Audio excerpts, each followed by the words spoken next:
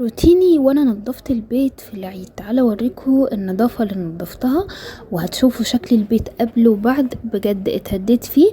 فاعملوا لي احلى لايك واحلى كومنت وانتظروا فيديوهات روتينية حلوة جدا. لو انت بيتك مكركب او لسه عايزة تنضفيه من فوق لتحت، كل حاجة بتخلص، بس خديه واحدة واحدة. خلصي الاساسيات في البيت، يعني مثلا اغسلي الشفاط والتلاجة والحاجات اللي محتاجة تتنظم زي الدواليب والادراج، ونضفيها كويس عشان تبقى النظافة داخلية وخارجية. انتوا شايفين المنظر ما يسرش ولا عدو ولا حبيب.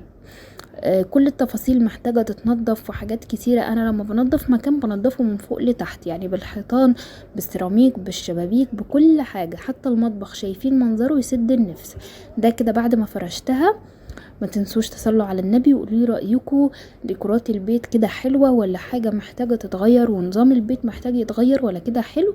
انا عارفة ان في شوية حاجات محتاجة تتظبط وتتعدل، بس لسه هعملها ان شاء الله وهوريكم. اي تعديلات هعملها هصورها لكم. وده المنظر كده والنيش، ونضفت كل حاجة.